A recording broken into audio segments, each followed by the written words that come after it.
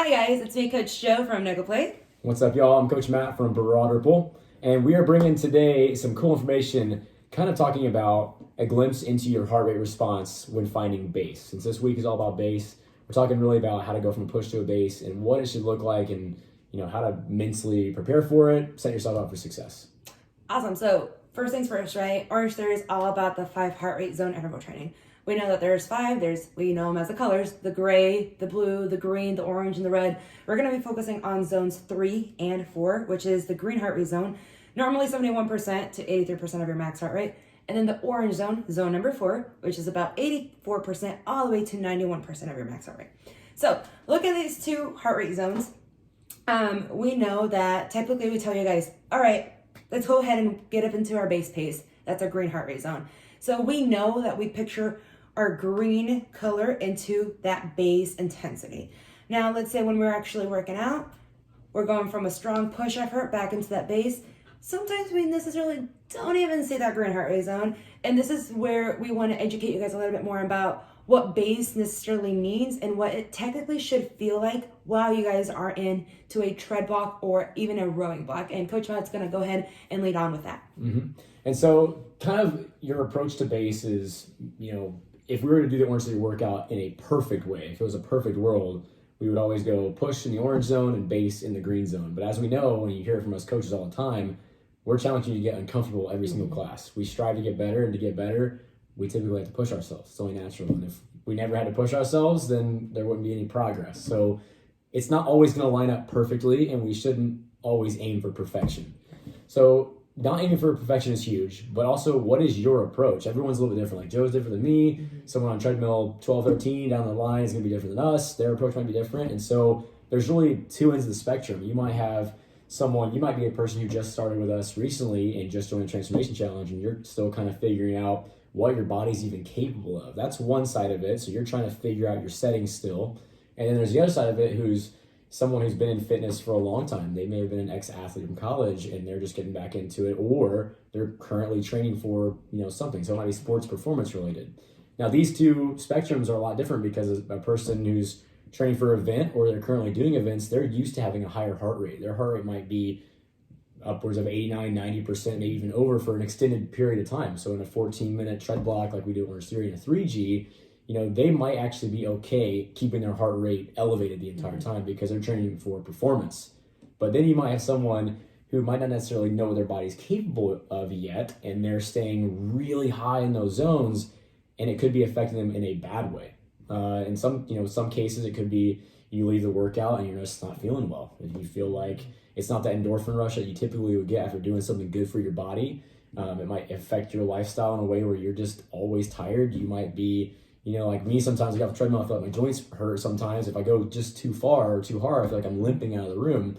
So at the end of the day, when you're exploring these settings and you're noticing we're going from push to base and those numbers might not line up necessarily, is it affecting you in a positive way outside the studio or a negative way?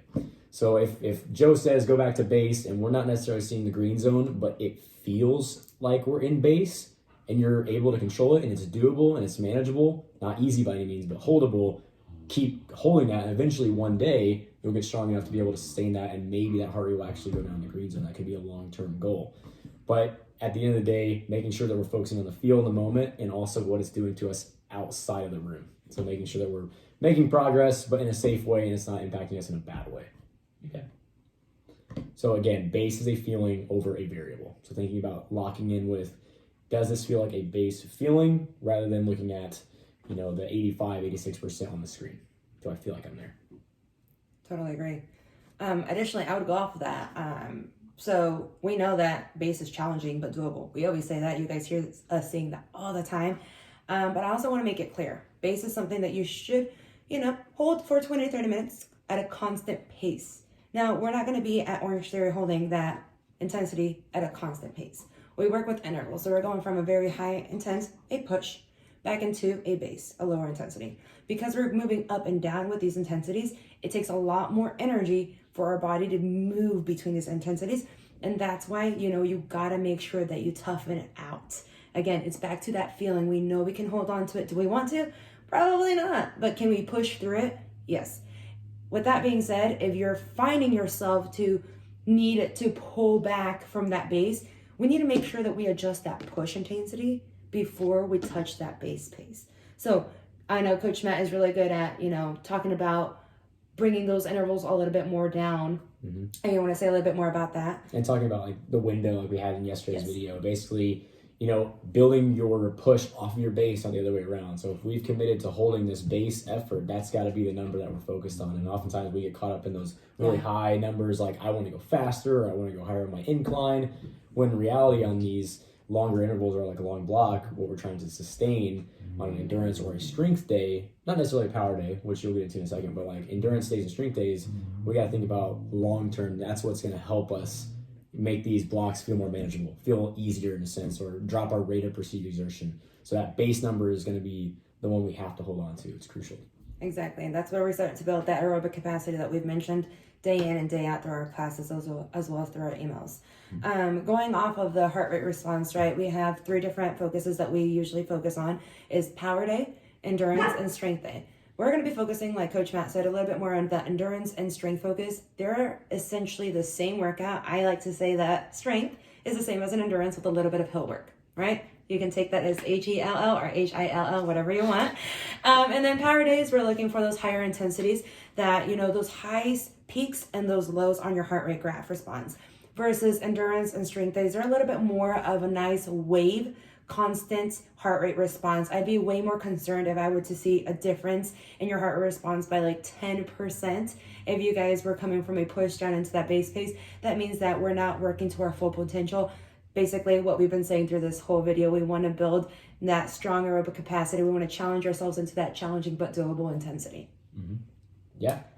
And so there's different graphs. Every workout, with that being said, to add on to it, different focuses. There are also different styles of workouts within those as well. So again, we can never expect it to always be perfect or find this equilibrium where I'm going to hold, my base today and tomorrow and expect the same exact heart rate response, because the intervals might look a little different. There might be a 3-minute push, 90-second base, or it might be a block of 30-second pushes and 30-second bases 10 times straight. And so the totality of the block might be something that's more of a challenge. But at the end of the day, that's the beauty of Orange Theory, because it's always something new that's testing your body and challenging yourself. So it's like the happy medium of understanding that you've got to push yourself to get stronger. If it doesn't challenge you, it ain't going to change it, kind of thing that we say.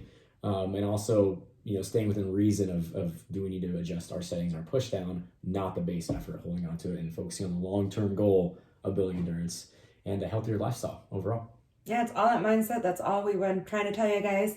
If you're going in there as a power walker for that block, remember, power walk through. Jogger, jogging through your bases. Runners, running through your bases. Again, it's that mental toughness that we got to break through. And I know you guys are more than capable of doing it. You just got to commit to that discomfort for a little while. Yep.